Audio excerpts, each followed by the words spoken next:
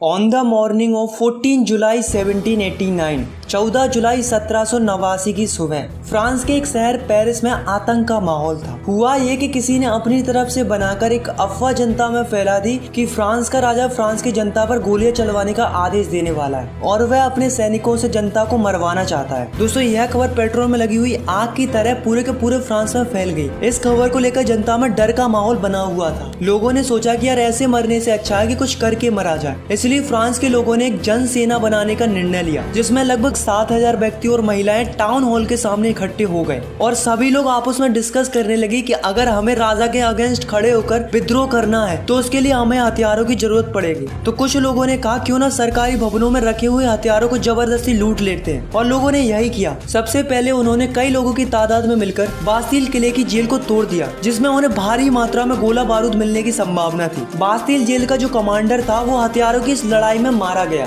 और वहाँ उस जेल के हथियारों के साथ साथ वहाँ के कैदियों को भी छुड़ा लिया गया। दोस्तों, वो बात अलग है कि वहाँ पर 7 ही कैदी थे और इन सब ने मिलकर बास्तील किले को गिरा दिया और साथ में उस किले की कीमती वस्तुओं को बाजार में बेच दिया। इन वस्तुओं को उन लोगों ने खरीदा जो इस घटना को अपनी यादों के रूप में सजाना चाहते थे। दोस्तों, ऐसा नहीं है कि इस घटना के बाद फिर कोई घटना नहीं हुई थी, बल्कि इसके बाद कई दिनों तक पेरिस तथा देश के देहाती इलाकों में कई सारी लड़ाइयाँ हुई हैं, जिसका रिजल्ट ये निकला कि जनता रोटी, कपड़ा और मकान की बढ़ती कीमतों का विरोध करने लगी। बाद में फ्रांस के राजा को गिलोटिन से सर काटकर मार दिया गया। तो दोस्तों, ऐसा क्यों हुआ और कैसे हुआ, चलिए जानते हैं इस वीडियो में।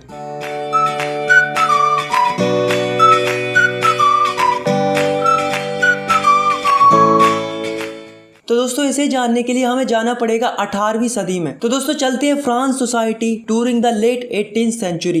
तो दोस्तों, ये बात है 1774 की, जब बूर्बो राजवंश का लुईस 16 नामक राजा राजगद्दी पर बैठा। जब उसकी उम्र मात्र 20 वर्ष की थी, उसका विवाह ऑस्ट्रेलिया की राजकुमारी मैरी एंटोनिएट से करवा दिया गया। बहुत दिनों से युद्धों के कारण उसके महल का खजाना खाली पड़ा हुआ था और बर्सेल के महल की शान शौकत बनाए रखने के लिए राजा को पैसे की जरूरत तो थी, और लुईस 16 के शासन काल में ब्रिटेन से अमेरिका की 13 कॉलोनीज को छुड़ाने के लिए मदद की थी, जिसके कारण फ्रांस के ऊपर 1 बिलियन लिब्रे से भी अधिक कर्ज हो चुका था और 2 बिलियन लिब्रों का कर्ज पहले से था। अब जो कर्जदार थे वो राजा से 10% इंटरेस्ट के साथ मांग करने लगे। इधर राजा के सामने कर्ज की चिंता, ऊपर से सेना का खर्च, राज दरबार का खर्च, सरकारी कार्यालयों का खर्च, विद्यालयों को चलाने का खर्च, इन सब की चिंताएं फ्रांस के राजा को सताने लगी। तो जो फ्रांस का राजा था लुईस 16, उसने क्या किया कि जो फ्रांस के लोगों के ऊपर टैक्स बढ़ा दिया। तो दोस्तों, 18th सेंचुरी में फ्रांस 3 स्टेट्स में बटा हुआ था। पहला स्टेट था क्लर्जी, मतलब वो लोग जो चर्च में काम करते थे। दूसरा स्टेट था नोबेलिटी, मतलब जिसमें राजा और राजा का परिवार आता था। और थर्ड था जिसमें बचे हुए सारे लोग आते थे, जैसे कि जो बड़े बड़े बिजनेसमैन थे, मर्चेंट्स थे, लॉयर थे, किसान थे, मजदूर थे। इस तरीके के लोग थर्ड स्टेट में आते थे। फ्रांस की पूरी जनसंख्या में से 90% किसान थे। तो इसका मतलब ये मत समझना कि इनके पास सबसे ज्यादा जमीन थी, बल्कि ये तो नाम के ही किसान थे। 60% जमीन तो फर्स्ट और सेकंड स्टेट के लोगों के पास थी, और जो थर्ड स्टेट था उसमें कुछ ही लोगों के पास जमीन होती थी जो कि काफी ज्यादा अमीर होते थे। अब दोस्तों, जो पहले और दूसरे स्टेट के लोग थे वो चैन से जी रहे थे, क्योंकि उन्हें कोई भी टैक्स पे नहीं करना पड़ता था। और दूसरी तरफ थर्ड स्टेट के लोगों को सारे के सारे टैक्सेस भरने पड़ते थे, जैसे कि जो टैक्स किसानों के द्वारा चर्च में जाता था उसे हम टिथ कहते थे। ये टैक्स फसल का 10वां हिस्सा होता था और इसे धार्मिक टैक्स भी कहा जाता था। और तो और दोस्तों, राजा ने रोजाना उपयोग में आने वाली सामग्री पर भी टैक्स स्टार्ट कर दिया था, जैसे कि तंबाकू, नमक। तो दोस्तों, इस प्रकार राजा ने महल के सारे खर्च जनता के ऊपर डाल दिए थे और राजा उनसे जबरदस्ती टैक्स वसूलने लगा। और उसे भरते कौन थे? मात्र थर्ड स्टेट के लोग। तो दोस्तों, 1715 में फ्रांस की पॉपुलेशन थी 2.3 करोड़ और 1789 में फ्रांस की पॉपुलेशन बढ़कर हो गई 2.8 करोड़। तो आप देख सकते हो कि जो फ्रांस की पॉपुलेशन थी वो कंटिन्यूअसली बढ़ती जा रही थी। अब आप खुद ही सोचो, अगर पॉपुलेशन बढ़ेगी तो उनकी डिमांड भी बढ़ेगी, क्योंकि फसल की पैदावार तो उतनी ही थी, मगर पॉपुलेशन के बढ़ते लोगों को ज्यादा फूड की रिक्वायरमेंट थी। इसलिए फ्रांस के लोग भूखे मरने लगे, उन्हें खाने के लिए स्ट्रगल करना पड़ता था। इसके चलते पूरे फ्रांस में महंगाई बढ़ गई, गरीब और गरीब होते गए और अमीर होते गए। ऐसा नहीं है दोस्तों कि लोगों ने इसका विरोध नहीं किया, बल्कि विरोध किया था, बल्कि काफी बड़ा रिवोल्ट किया था, पर वो उतना इफेक्टिव साबित नहीं हुआ, क्योंकि लोगों के पास तब ना पैसा था और ना ही लोगों के पास एजुकेशन थी। ऐसे में उनकी बात सुनने वाला कोई नहीं था। अब जैसे जैसे समय निकलता जा रहा था, लोगों की इनकम बढ़ती जा रही थी, लोग एजुकेट होते जा रहे थे, उन्हें नए नए आइडियाज आने लगे लगे, तब लोगों को रियलाइज होने लगा कि हमारे साथ तो ये गलत हो रहा है। अब जो एजुकेटेड लोग थे उनका मानना ये था कि लोगों को अधिकार उनके जन्म से नहीं बल्कि उनकी समाज में क्या योग्यता है इस आधार पर मिलने चाहिए। ऐसे ही जॉन लॉकी और जॉन जाक रूसो नाम के दो फिलोसोफर थे। इनका भी यही मानना ये था कि एक ऐसी सोसाइटी होनी चाहिए जहाँ पर सबको फ्रीडम हो और सारे के सारे कानून सबके लिए बराबर होने चाहिए और गवर्नमेंट ऐसी होनी चाहिए जो जनता की बात सुने। इसके ऊपर जॉन लॉकी ने अपनी किताब टू ट्रीटाइज ऑफ गवर्नमेंट में भी मोनार्ची गवर्नमेंट का जम के विरोध किया था। अब दोस्तों टैक्स तो पहले से ही बढ़ा हुआ था, ऊपर से महंगाई भी इतनी बढ़ गई थी कि लोगों को खाना भी नसीब नहीं हो रहा था। फिर क्या था दोस्तों, जनता राजा पर भड़क गई और यहीं से शुरू हुआ एक रिवॉल्यूशन। तो दोस्तों जैसा कि आप सभी को पता चल ही गया होगा कि लुई 16 का खजाना खाली हो चुका था, कर्जदारों की मांग बढ़ गई थी और उसको चुकाने के लिए राजा ने जनता पर टैक्स बढ़ा दिए थे। पर क्या आपको पता है कि प्राचीन राजतंत्र के अनुसार कोई भी फ्रांस का राजा अपनी मर्जी से टैक्स नहीं बढ़ा सकता था। इसके लिए उसे स्टेट जनरल की मीटिंग बुलाकर नए टैक्सों के प्रपोजल्स पर मंजूरी लेनी पड़ती थी। तो दोस्तों अब आप सोच रहे होंगे कि स्टेट जनरल क्या होती थी। तो दोस्तों स्टेट जनरल एक ऐसी पॉलिटिकल बॉडी थी जिसमें तीनों स्टेट अपने अपने स्टेट से रिप्रेजेंटेटिव भेजते थे, लेकिन केवल राजा ही तय करता था कि ये मीटिंग कब बुलाई जानी चाहिए। तो दोस्तों इसकी लास्ट मीटिंग 1614 में बुलाई गई थी, लेकिन फिर उसके बाद लुई 16 ने 5 मई 1789 को नए टैक्स बढ़ाने के लिए मीटिंग बुलाई, जिसमें फर्स्ट और सेकंड स्टेट ने 300 रिप्रेजेंटेटिव भेजे और जो थर्ड स्टेट था उसने 600 रिप्रेजेंटेटिव भेजे। अब दोस्तों इस सभा में किसानों तथा कारीगरों को अंदर जाने की परमिशन नहीं थी। तो दोस्तों इन्होंने क्या किया कि 4000 पत्रों में अपनी शिकायतें और मांगे लिखकर असेंबली में भेज दी। लेकिन दोस्तों असेंबली के अकॉर्डिंग हर एक स्टेट को केवल एक एक वोट डालने का ही अधिकार था। पर अब की बार क्या हुआ कि जो थर्ड स्टेट के लोग थे उन्हें ये मंजूर नहीं था, क्योंकि वो चाहते थे कि पूरी की पूरी असेंबली वोटिंग करे, केवल 3 ही वोट पर फैसला नहीं दिया जाना चाहिए। लेकिन जो लुई 16 था उसे ये प्रस्ताव स्वीकार नहीं था। राजा ने इस थर्ड स्टेट के प्रपोजल को नहीं माना, जिसके कारण क्या हुआ कि जो थर्ड स्टेट के लोग थे वो निराश होकर असेंबली के बाहर चले गए और यही सभी लोग 20 जून को वर्साई के इंडोर टेनिस कोर्ट में जमा हुए। इन सब लोगों ने मिलकर एक डिसीजन लिया कि जब तक हम एक ऐसा कॉन्स्टिट्यूशन नहीं बना लेते जिसमें राजा के पास कम पावर हो, तब तक हम सब लोग मिलकर स्ट्रगल करते रहेंगे और राजा के खिलाफ लड़ते रहेंगे। उन्होंने अपने आप को एक नेशनल असेंबली घोषित कर लिया था। दोस्तों उस असेंबली के 2 लीडर बनाए गए, पहला था मिराबियू और दूसरा था एबेशियस। इन दोनों ने असेंबली को लीड किया। दूसरी तरफ फ्रांस में कड़ाके की ठंड पड़ रही थी, जिसके कारण क्या हुआ कि फ्रांस की जो अधिकतम फसल थी वो मारी गई। लोगों में भुखमरी इतनी बढ़ गई थी कि औरतों ने जबरदस्ती खाने पीने की चीजों को दुकानदारों से छीन लिया। यह देखकर राजा ने सेना को आदेश दे दिया कि तुम शहर में प्रवेश करो। जैसे ही सेना ने शहर में प्रवेश किया तो लोगों में हड़कंप मच गया।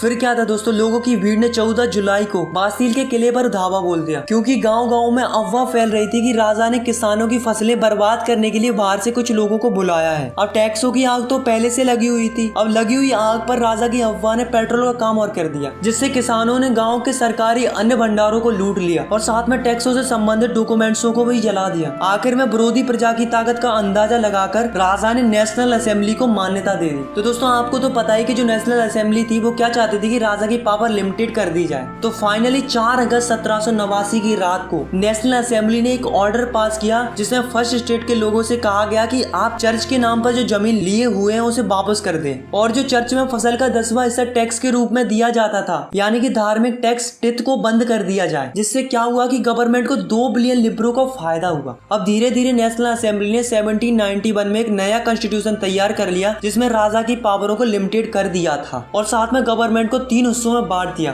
First legislative, second executive, third judiciary. पहली वो होती है जो कानून बनाती है, दूसरी वो होती है जो ये देखती है कि जो ये रूल्स बने हैं वो फॉलो हो रहे हैं या नहीं हो रहे हैं, और तीसरी वो होती है अगर कोई रूल्स फॉलो ना करे तो उसे सजा देने का काम कौन करती है? जुडिशरी करती है। अब दोस्तों देखते हैं कि 1791 में जो नया कॉन्स्टिट्यूशन बना था वो कैसा था। तो जो फ्रांस की टोटल पॉपुलेशन थी वो थी 28 मिलियन। उसमें से 4 मिलियन लोग ही ऐसे थे जो वोट डाल सकते थे और जिन्हें फ्रांस के लोग एक्टिव सिटीजन्स कहते थे। इसके अंदर वो लोग आते थे जो कि मेल हो और उनकी उम्र 25 साल से ज्यादा हो और जो गवर्नमेंट का टैक्स भी भरते हो। और 3 मिलियन लोग ऐसे थे जिन्हें फ्रांस में पैसिव सिटीजन्स कहते थे, जो कि वोट नहीं डाल सकते थे, जैसे कि बच्चे, औरतें, और वो लोग आते थे जिनकी उम्र 25 साल से कम हो। हो। अब जो एक्टिव सिटीजन थे वो वोट डालकर एक जज चुनते थे और साथ में 50,000 इलेक्टर्स चुनते थे। अब जो 50,000 इलेक्टर्स थे उन्हीं में से 745 मेंबर नेशनल असेंबली के लिए बनते थे और जो 745 मेंबर थे वही राजा पर कंट्रोल रखते थे। अब राजा के पास केवल एक ही पावर थी, वो थी वीटो पावर, जिसका मतलब होता है कि राजा की मर्जी के बगैर कुछ नहीं होगा। और जो नेशनल असेंबली थी वही मंत्रियों को कंट्रोल भी करती थी। तो ये जो कॉन्स्टिट्यूशन बना था इसके अकॉर्डिंग लोगों को कई सारे अधिकार मिले, जैसे कि right to life, freedom of speech, freedom of opinion and equality before law.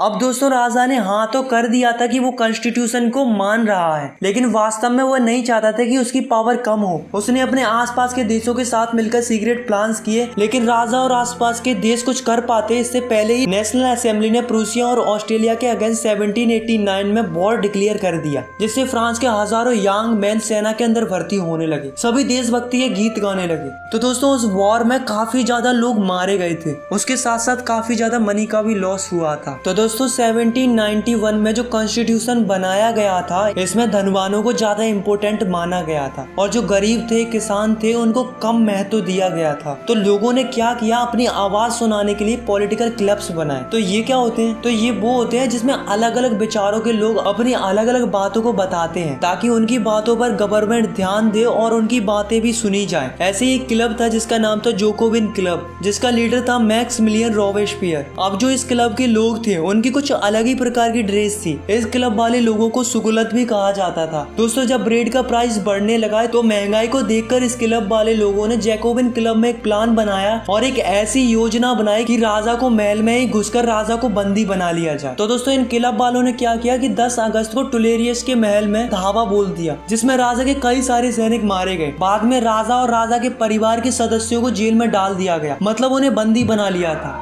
और फिर नेशनल असेंबली ने चुनाव कराए। फाइनली 21 सितंबर 1792 को राजाशाही राजतंत्र का अंत कर दिया गया और फिर मोनार्ची सिस्टम खत्म हुआ और एक नया रिपब्लिक सिस्टम यानी कि वोट डालने का सिलसिला शुरू हुआ। अब जो फ्रांस था वो एक रिपब्लिक कंट्री बन चुका था और जो लुई 16 था जो बंदी बना लिया गया था उसे राजद्रोह के आरोप में मौत की सजा सुना दी गई। फाइनली 21 जनवरी 1793 को प्लेस दी कॉन्कार्ड में राजा को ग्लोटीन से सर काट कर मार दिया गया और सबको वोट डालने का अधिकार मिल गया। अब जो जोकोविन क्लब की जो सरकार थी यानी कि रोबेस्पियर की सरकार, वो क्या करने लगी कि फ्रांस में जो भी गणतंत्र के खिलाफ होता, चाहे वह उसकी स्वयं की पार्टी का ही क्यों ना हो, उसे जेल में डालकर मुकदमा चलाया जाता था और दोषी पाए जाने पर गिलोटिन पर चढ़ाकर उसका सर कलम कर दिया जाता था। पर जो जैकोबिन क्लब था उसने कम काबिल तारीफ किया था, वो थी एबोलिशन ऑफ स्लेवरी। तो ये स्लेवरी क्या थी? तो दोस्तों फ्रांस की जो कॉलोनी थी कैरिबियन में, Martinique, Guadeloupe and San Domingo, तो यहाँ से क्या होता कि कई सारी चीजें इंपोर्ट होकर फ्रांस के अंदर आती थी, जैसे कि तंबाकू, इंडिगो, शुगर, कॉफी। तो इस तरीके की चीजें यहाँ से फ्रांस के अंदर आती थी। पर प्रॉब्लम क्या थी कि इन चीजों को बनाने के लिए वहाँ पर कई सारी लेबर्स की जरूरत पड़ती थी और यहाँ से काम करने के लिए वहाँ जाने के लिए कोई तैयारी नहीं था। तो इसके लिए जो फ्रांस के ट्रेडर्स होते थे वो क्या करते थे, पहले तो ट्रेडर्स फ्रांस से निकलते थे और अफ्रीकन कोस्ट तक जाते थे और फिर वहाँ से लोगों को खरीदा जाता था और उन्हें हाथों में हथकड़ियां डालकर अटलांटिक महासागर से होकर करेबियाई देशों तक ले जाया जाता था। वहाँ पर उनसे जबरदस्ती काम कराया जाता था।